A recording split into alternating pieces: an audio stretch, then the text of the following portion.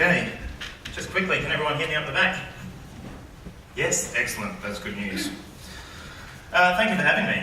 You're actually the most people I've ever spoken in front of, so excuse me if I'm a little bit nervous, but that's okay. I've heard it's good to be nervous as long as all the butterflies are flying in the right direction, Mark. Thank you for that. A couple of few thank yous to Brenda Say, of course, for hosting this event. I think it's really amazing that businesses have access to this sort of workshop. And in this day and age, it's really important that you are upskilling yourself, or at least just getting that little bit more knowledge that gives you that foot up. Thanks to Bernie Lewis, of course. None of this happens without money, and I think it's really important that you guys are here today as well. Thank you. Social media are okay for, of course, organising the event. You'll hear from them a little bit later, and they're very knowledgeable in their field. And of course, to the Adelaide Hills Convention Centre, what an awesome place it is, and really cool facilities. So today we want to I want to cover a few things. Primarily, I want you guys to actually do a critical analysis of your own websites. There's really no point in me coming up for 45 minutes and speaking technical jargon about what is the perfect website. Instead, I'd really rather you focus on your own and take away some actions that will help you improve it, help you improve conversions, and really grab that sort of money or growth that you're working towards. I'm going to focus on the why of the website, the who that it's focusing on, and the what that it's focusing on, or if you want to shorten it down, we can call it www. I'll talk at the end a little bit more about user experience. It's a term that gets thrown around a lot these days, but there's not a lot of clarity about what that means. So I'm keen to just cover a few basics on there. And yeah, basically I'd love to have at the bottom of your workbooks, I've got 4 pages for you, some actions that you can take back to your web developer that's going to give you that little foot up. If the action is that you go back and pat them on the back for having a perfect website, well, that's okay as well. Lastly, what we want to achieve today is that your website becomes the foundation of your marketing strategy. Now, some of the speakers you've got following me are the best in the industry, certainly in Adelaide, some in Australia, and I would probably be intimidated by most of them if they weren't my good friends already. So I look forward to hearing them talk. What I want to do is get you to, I just realised, here we are. Okay, so I want to get you to set up for me, and because we're going to be running a bit of a hands-on exercise, if you've got your workbooks in front of you, please open up the first page. And if you have a device, laptop, tablet or phone, open up your website so that we can run a few critiques on it. If you don't have your own website, I want you to partner with the person next to you that does her website so you can work together on it. And if you're from the same company, perhaps each of you have the website open on a different device. You can work together obviously on the workbooks too. So I'm going to go through the who, the why and the what of the website. And I want to make note that this isn't an exercise to create a marketing strategy. For most of you, you've probably already got that in place. So the answers to these questions will come quite easily. If you don't have the answer to the questions, well, it's a good opportunity to start working on your marketing strategy, but it's not the point of the exercise. The point of the exercise is to actually compare your marketing strategy to how it's being presented on your website. And if it's not, well, how do we improve that?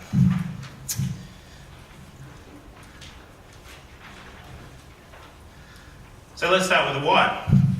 Why does your website exist? I spoke earlier about the fact that I have the same conversation with a lot of business owners, and I have done for a few years now. And everyone comes to me because they think they need a new website, which is probably true, or they need to improve theirs, which is always true. But what rarely gets considered is the why. Why do they actually have a website? Why do they need a website? And what do they want it to do? So in your workbooks, on page 1, I want you to write in the first question, what is the primary purpose of my website? And yeah, a website may have a few purposes. If they're a fairly comprehensive website, they've probably got many purposes. But we really want to think about the primary one. What is the lowest common denominator that your website is built to deliver?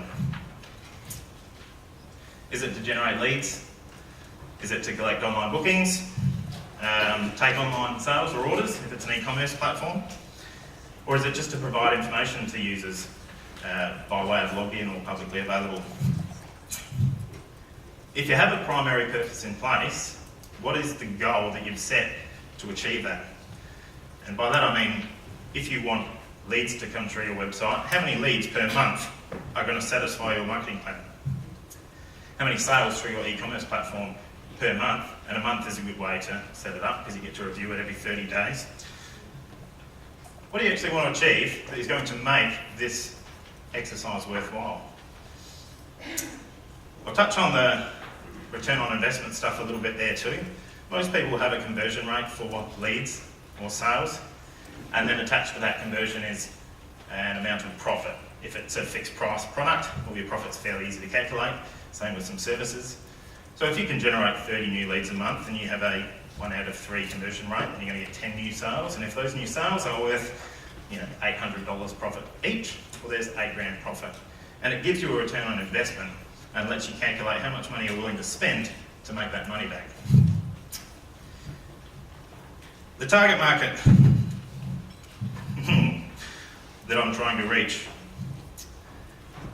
As a lot of marketing managers in the room or business owners, you should really know who your target market is. Who are the people that you want to get onto this website or into your business or buying your products and services? Are they new parents, aged 25 to 40 years old? Are they recently retired males living in the western suburbs? Maybe a golf course would want those sorts of people for new memberships. And finally, what is the core message that you're communicating through your website to your target market? Let's say your core message, even for a short term, might be to fly to Europe from $5.99 return. Anyone from Phil Hoffman here? Yeah? No? Oh, hello. Sorry, I got that off your website. Good core message. So, hopefully with all those answers on your workbooks, I want you to spend the next minute or so having a chat with the person next to you, running through your website and comparing what you've just written as far as the purpose of your website, the target market that you're looking for, and the core message that you've written down, and see just how well that's represented on your website. And if it's not, what are some of the key improvements you can make to start representing those points? Now, I understand that not everyone has a laptop here, and that's okay, because more than half of your traffic is going to be occurring on a mobile device. In some industries, it's between 70 and 90%. So if you're looking at it on your phone, you're seeing what pretty well most people are. So take a minute, compare what you've written to what you see, and I want you to write down a few actions. And again, if it's all perfect, then write down, yes, perfect, well done, web developer and marketing manager. Hello everybody, back over here.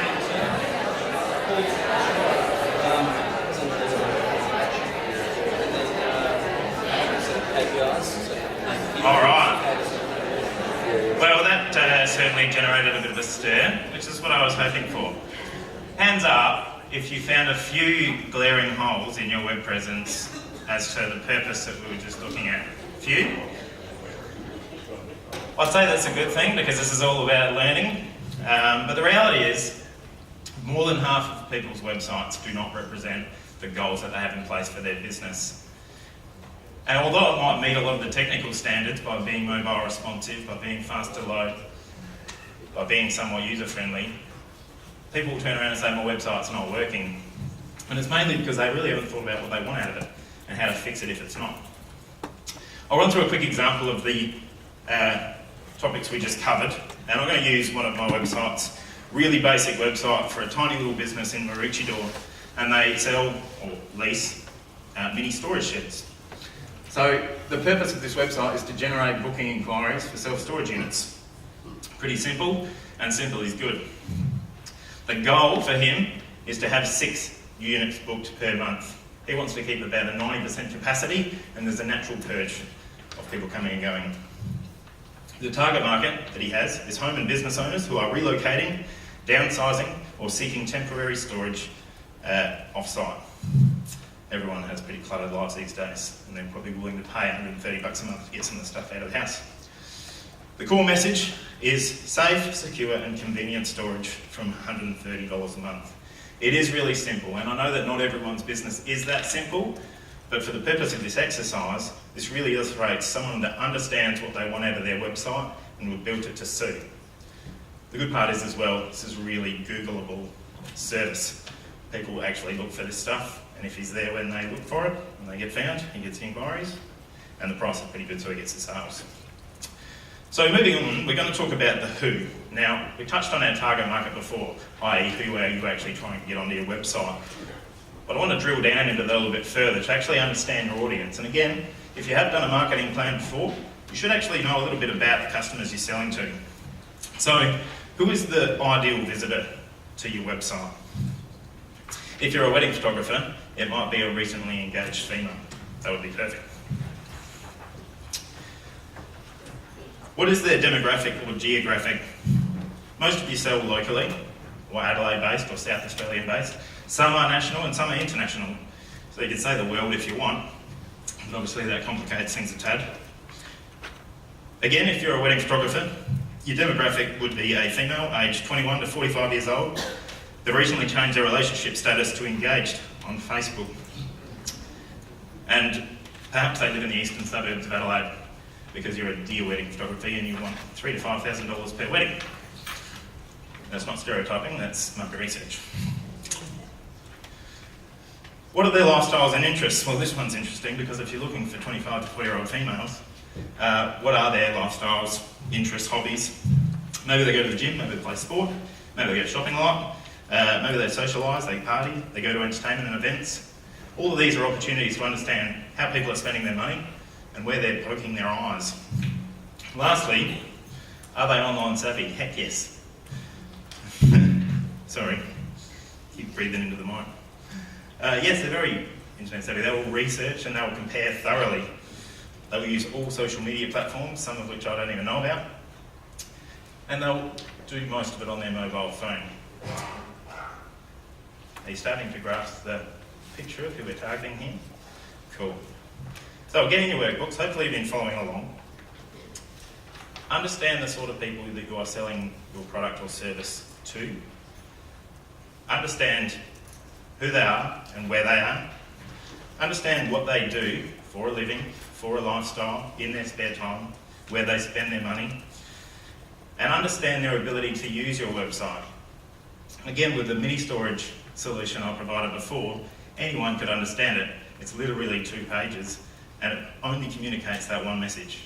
Read this information, call this phone number. Now, if somebody's a little bit more savvy on the internet, you can make it more complex and you can give a user experience that's going to give you that edge over your competition. But the rule is always the same. Simple is best. So, I've given you a space for actions at the bottom of that page as well. I won't worry about doing the 1-minute review of the page, but if you've found any glaring holes in who you think your website is targeted towards, please make a note at the bottom of the page. And again, it's just something that you can go back and consider your marketing strategy and how it's represented on your digital presence. I'll show you an example. It's not of a wedding photographer, it's of a pest controller. Also Pest Control. Now, they have a plethora of services and they focus on the residential and commercial space, but their primary purpose for the website is to generate inquiries for termite control. It's their most profitable service, and it's also an ongoing service because they have a yearly charge that goes with it. So the perfect visitor to this pest control site is a homeowner who has discovered termites, funny enough, or someone that's building a new home, because these days it's a consideration to protect your home from termites before you build. Would be a smart move. For those that don't know, termite damage is not covered under insurance, so it's pretty important. The demographic or geographic is 25 to 65-year-old males and females. They are in metro, suburban or regional SA. Now they do a little bit of work interstate, but that is not their focus. Their focus is here at home, especially because there's an ongoing service with their termite control. They want to be able to get out to their customers 3 or 4 times a year. The lifestyle or interests that go with who they're targeting is people that do DIY repairs or improvements on their home, because they're often poking around, ripping panels off, rebuilding their garden beds, and they will find the termite damage that we're looking for. So this is one of the interests or lifestyle hobbies that they have. They enjoy gardening, they're family focused, and they're future focused, because again, we're talking about an investment in your home. You're going to start seeing someone planning for not spending $50,000 or $60,000 repairing half the house. Are they online savvy? Well, it's a bit of a mixed bag, that target market, but the reality is if people find termites, they are going to research it and they are going to use Google. Secondly, they will respond to a Facebook ad if the timing is right. They might see ads about termite control coming across their path for months or years, but it's not until they've seen termites that they'll finally respond to that ad. So the timing does come into play there, but it will generate a result. In fact, it does generate a result. Social media AOK are running some campaigns for them as we speak. So, what? The what? Yes, sorry, page 3 on your workbooks there. You start to notice a bit of a pattern here. There's another 4 questions that I want you to go through and fill out. What am I selling or offering on my website? And again, there may be multiple products or services that you are offering on your website, but we really want to focus on that lowest common denominator. What's the primary one? What are you wanting to sell the most of? Now, when we're talking about online marketing, I love to use the term return on investment because people want to know they're going to get their money back. Everything they spend should come back threefold. So when you're thinking about your primary offering, you've either got to consider something you're going to be able to sell lots of in large volume, or something that has the highest profit margin, so that every acquisition you make is going to generate some really good income. For instance, if you're an auto mechanic, generating regular car services may be fine, but sometimes only make $60 or $80 on them. Because if they're changing into a gearbox, they actually make about $1,800, so they could only have to sell 2 or 3 of them in a month to be satisfied, as opposed to 20 or 30 new services. With that in mind, 20 or 30 new services means potentially 20 or 30 new repeat customers. So there's a lot to be considered, but it's really important to understand what the primary offering is on your website. So if you know it, fill it out. If you don't, have a think about it. Why should people choose your offering, my offering? Or value proposition is another terminology for it. And these are the sorts of things that get them to say yes. They're little mental reminders that tick people, or should say, get them to tick yes in their mind. And a lot of that has to do with stuff like warranties, guarantees, certifications. If you have something that is worth applying to your product or service that shows value, then it should be represented on your website. What is your competitive advantage? This one's really important because online, as you know, it is a saturated market environment. If you're in a highly competitive market, then you need to have a highly competitive offer. So what makes you stand out to your competition, regardless of what you're offering?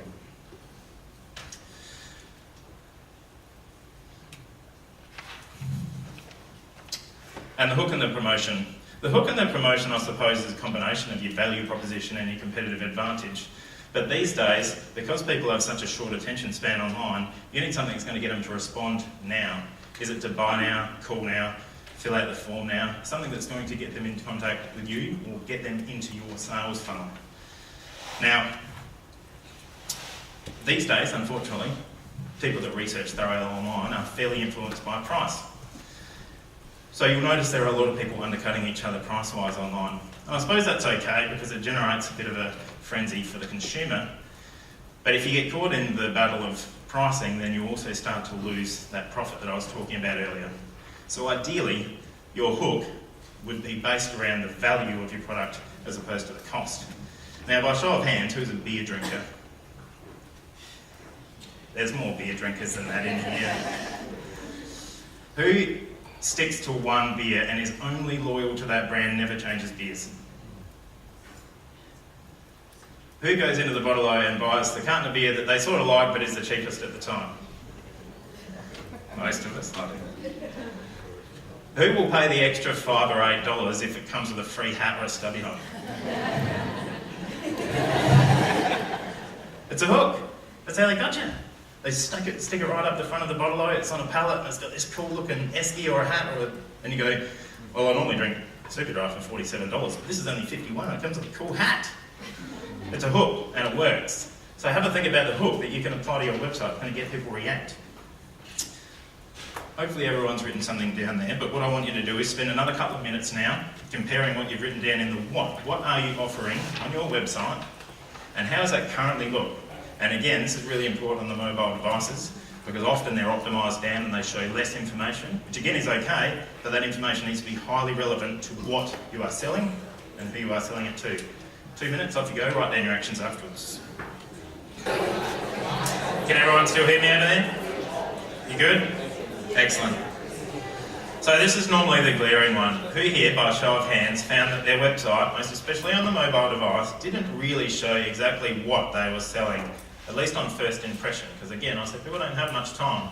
You might have a couple of seconds, and that's being really generous to communicate what you're offering. And if people don't find what they're after, they're going to leave. It's a lot easier to press the back button than it is to explore further. So again, show of hands, who is missing a few important elements in their website, yeah? Thank you, Tim. Very good. So another quick example, and we'll use air conditioning this time. We are coming into summer, so this is a great example. Funny enough, same company, subsidiary brand. These guys are selling air conditioners, new reverse cycle air conditioners installed for just $1,200. Now we advertise this in the hot weeks and we sell lots of air conditioners, believe it or not. And as you can see by the example, people know exactly what they're getting as soon as they land on the site, on every device.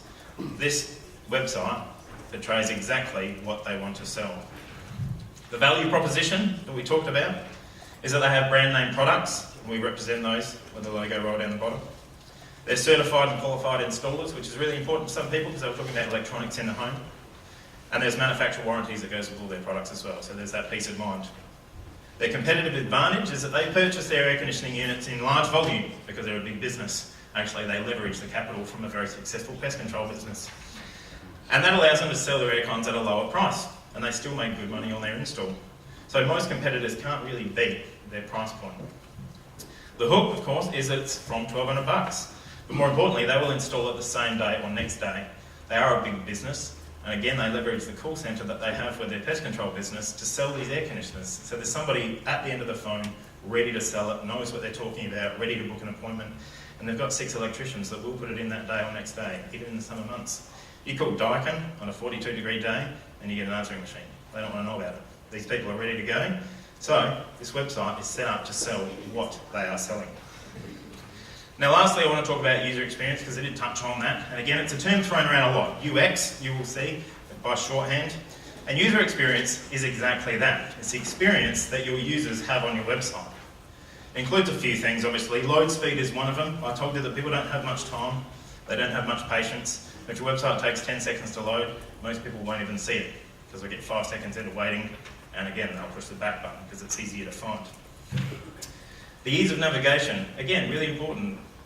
Some people aren't very internet savvy and they're only going to respond to what they see.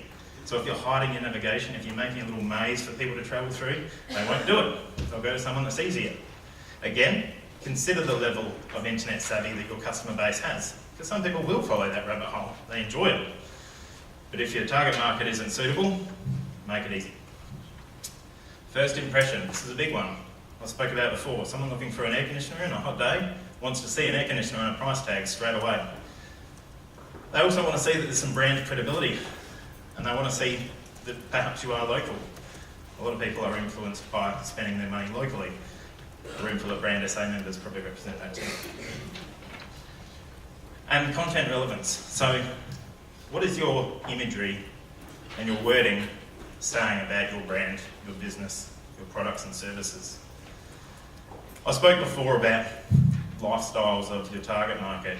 If you're a bank, you don't always see that they have a bank teller sitting there or a balance sheet sitting there to be literal about their imagery. They normally use lifestyle imagery of the people that they're trying to attract to their business. People down the beach, couples at a park, if they want family planning for insurance, they'll show a lovely photo of a family.